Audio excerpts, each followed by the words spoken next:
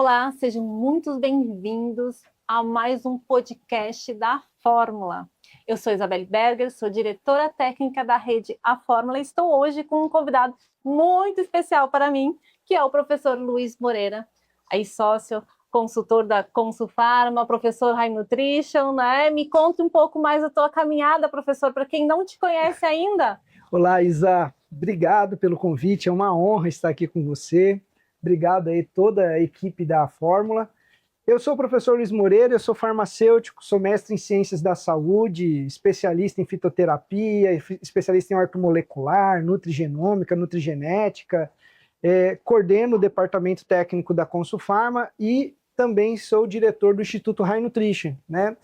Onde nós temos pós-graduações em fitoterapia, ortomolecular, MBA em saúde da mulher, pós-graduação em obesidade, emagrecimento saudável. Então, um instituto voltado tanto para nutricionista quanto para farmacêuticos que querem entender melhor sobre saúde, né, sobre as estratégias com fitoterápicos e nutracêuticos. Onde eu tive a honra de ser aluna do professor e sou ainda, né, professor? Muito obrigada aí pelos teus ensinamentos que são maravilhosos. E a gente vai falar hoje sobre um assunto que está super em alta e eu tenho certeza que você aí de casa tem dúvida, que é peptídeos. Já pensaram sobre isso e como os peptídeos hoje, como nutracêuticos no mercado magistral, podem lhe auxiliar no seu dia a dia, na sua rotina e melhorar a sua qualidade de vida, longevidade? Hoje a gente sabe, né, professor, que os peptídeos podem agir de várias formas no nosso organismo. E eu queria que o senhor falasse um pouquinho, porque tem muita gente que acha que peptídeo surgiu agora, é novidade. Isso daí, na verdade, é conversa para dar hype, né, no Instagram, né? E, na verdade, os peptídeos acabaram entrando nessa moda, principalmente por causa da questão aí dos injetáveis, mas já para deixar o pessoal Gente, 90% dos peptídeos que o pessoal está fazendo não tem evidência científica de fase 3, né? Não deveriam ser utilizados dentro do Brasil, porque a Anvisa não reconhece. Então, para aqueles médicos, né, eu deixo uma dica, muito cuidado, porque quando você não tem um reconhecimento de uma substância, você não é além da autonomia médica. Uma coisa é você ter um produto reconhecido e que você vai usar para um outro fim. E aí, quando a gente fala de uma substância que não é reconhecida e também não tem estudos, né, para que esse produto seja utilizado em humanos, a gente corre um sério risco, né, na prescrição. Então, deixando aqui. E isso é o contrário do que é os peptídeos orais, né? Que, na verdade, as pessoas não comentam muito, mas a gente tem aí muitos peptídeos orais dentro das farmácias de manipulação e alguns peptídeos aí do início da década de 2000. Ou um pouquinho antes ainda. Muito bem estabelecidos, né?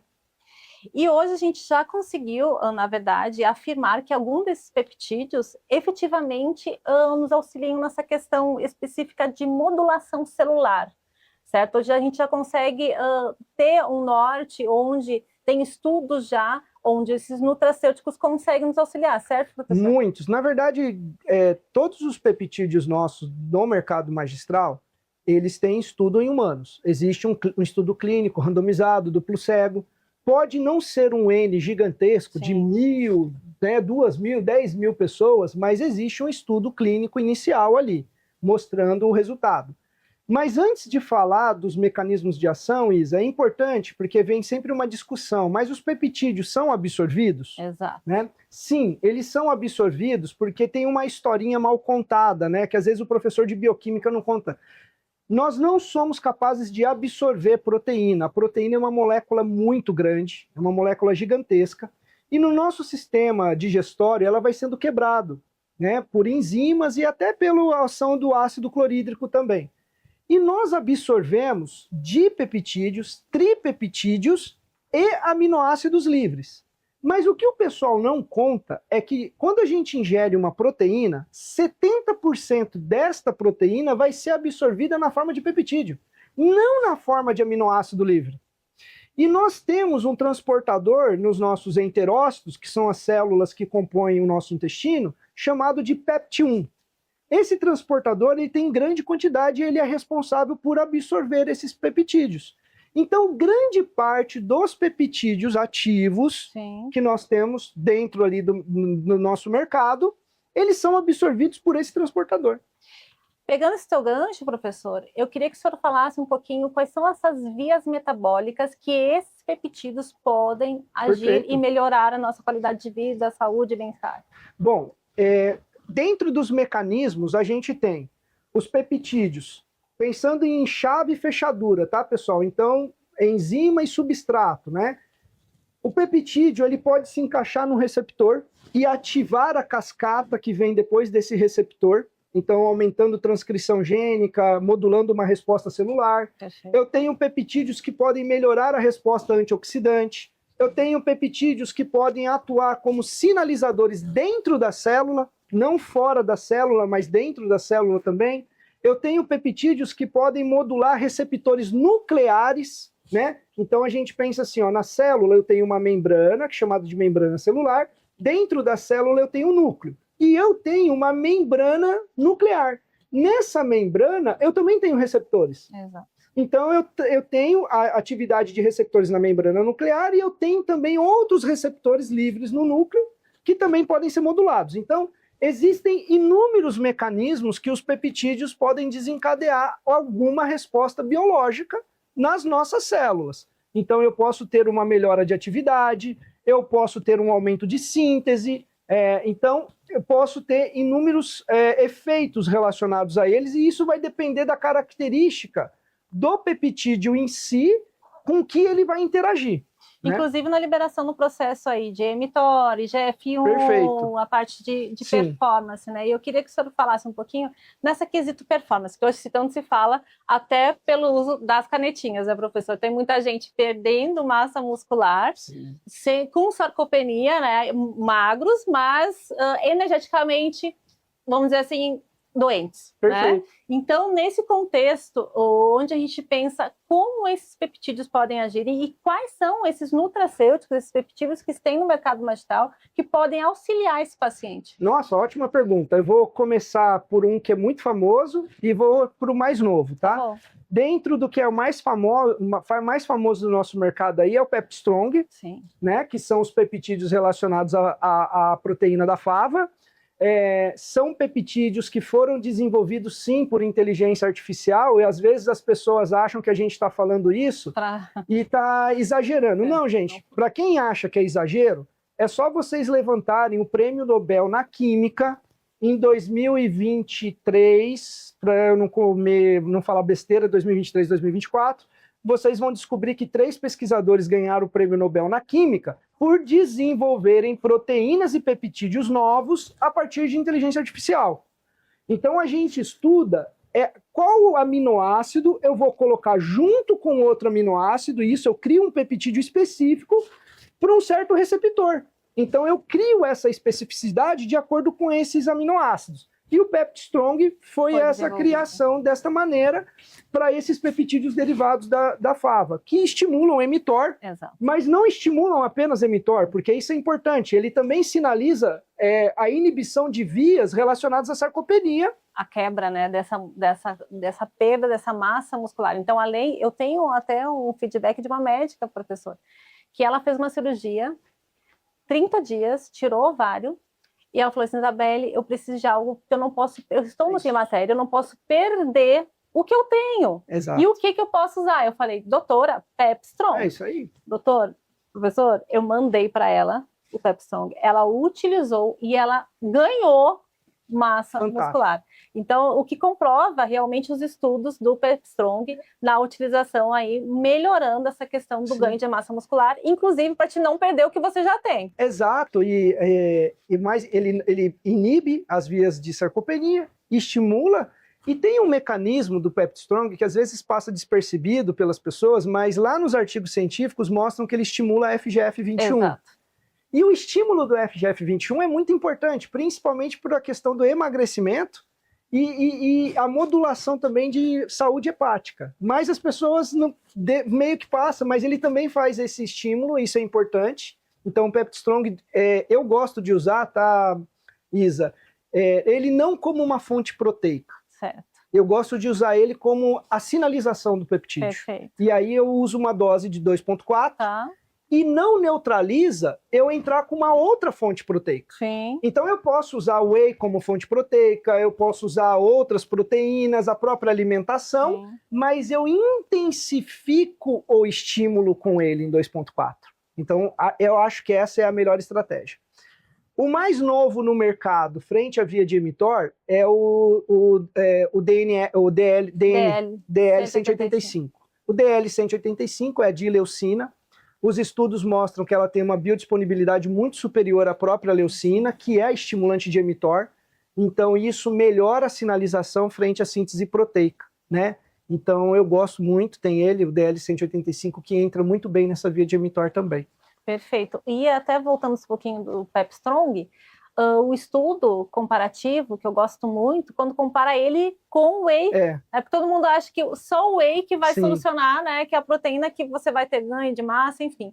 Então, esse estudo realmente abriu as portas para essa novidade no mercado magistral, foi o ano passado, né, professor, que foi lançado, e com uma comprovação científica, o que te dá embasamento para você que está assistindo, que é ouvindo, né, que é prescritor, nutricionista, que trabalha no mercado de longevidade, Pepstrong, ganho de massa muscular e DL185 são um dos últimos peptídeos que foram lançados aí que realmente estão fazendo a diferença para quem quer hipertrofia, ganho de massa, performance e proteger sobre sarcopenia. Exatamente. É isso aí. E principalmente mulher 40 a mais, né? Que chega nos 60 sarcopênica, começa a baixar estradiol, gente.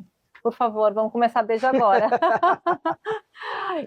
Deixa eu aproveitar que o senhor está aqui. Vamos lá. Porque eu sei que essa dúvida vai ter. Horário de tomada do DL185 e do Pepstrong. Então, vai depender do que você quer. Eu usaria o DL185, eu usaria em pré-treino. Tá? Basicamente, quando a gente pensava também no uso da leucina, pré-treino. O Pepstrong, não necessariamente eu colocaria no pré-treino. Eu poderia colocar ele depois, porque ele não tem uma via de sinalização somente de Emitor, né? E quando a gente pensa em sarcopenia, quando eu penso, por exemplo, assim, em prevenir, né, a perda de massa muscular, eu posso usar em qualquer horário do dia. O importante é usar. Então eu posso começar pela manhã e usar, ou eu posso usar mais no final da tarde, não tem problema. Mas não necessariamente eu preciso amarrar ele ao esporte, à atividade física, tá? Se você for associar ele para um momento de melhora de sinalização com um suporte de uma outra proteína, faça isso no pós-treino. Aí eu colocaria ele no pós 2,4 dele, associado a uma outra proteína, tá? Também é uma estratégia. Então ele é muito versátil, na verdade. Ótimo, professor. E agora eu tenho certeza que é um assunto que está super em alta e nós, mulheres, sempre queremos perder mais 1 quilo, certo? Eu duvido que vocês que estejam nos escutando não queiram perder pelo menos algumas gramas. Existe um peptídeo que foi lançado há pouco tempo, que está sendo, acho que faz 45 dias, eu sei que na minha cidade estão tomando muito e estão emagrecendo sem as caretinhas, importante ressaltar, que é o ProGo, professor. Certo. Ele age no GLP-1, GLP-2, GIMP, e agora eu quero que o senhor explique um pouquinho desse mecanismo de ação para o povo entender, que está nos escutando, como esse peptídeo vai modificar essa questão de saciedade, de grelina, leptina. Bom, eu acredito que é o peptídeo com a ação mais complexa que a gente tem. Inclusive, é um peptídeo que é derivado da proteína do salmão, e ele foi desenvolvido, pensado, pessoal, exatamente para o suporte das canetinhas, mas se o paciente também não quiser usar as canetinhas e usar ele com suporte para o emagrecimento, consegue também. O mais importante, interessante dele, é que quando ele atua em GLP-2, que é muito pouco falado ou citado na literatura, o GLP-2, pessoal, ele melhora as microvilosidades intestinais, e isso melhora a absorção de nutrientes, perfeito?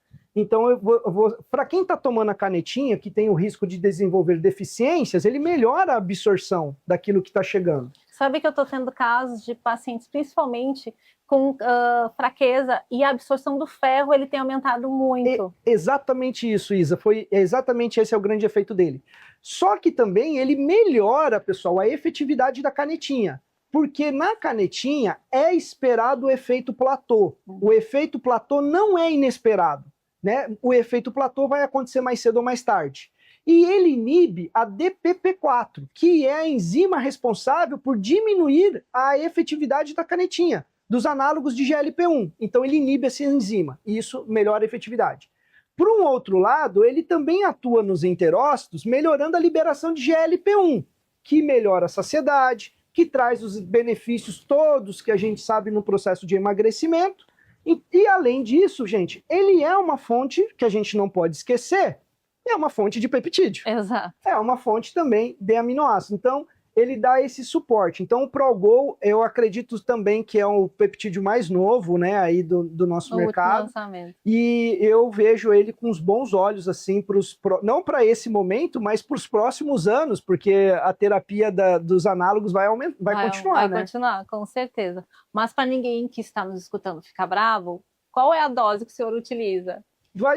Não, eu gosto de utilizar a dose dele que é recomendada de 2,5. Para finalizar, professora, eu não posso deixar de falar de um super peptídeo que está sendo super comentado, que é o GHKO para a pele.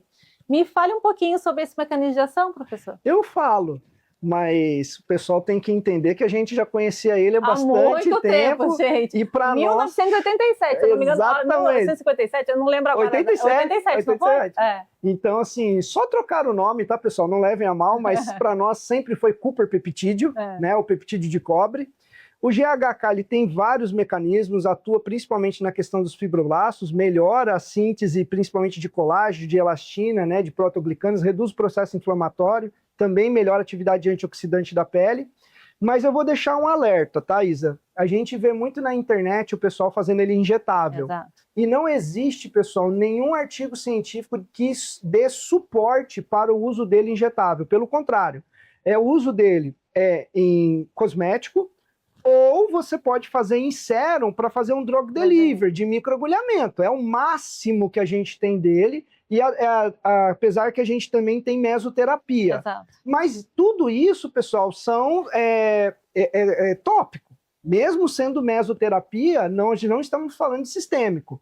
Então, muito cuidado, pessoal, para não cair nesses hype do Instagram sem base nenhuma, que é isso que está acontecendo. É um peptídeo super interessante para a pele, mas existem vários outros, porque no cosmético, pessoal, é onde mais existe peptídeos, né? Então, eu deixo essa dica aí para vocês. Com certeza. É importante também ressaltar que o Cooper peptídeo é um deles, né, que a gente já conheceu há muito tempo, e hoje o mercado magistral já está trazendo outros com uma concentração de cobre maior.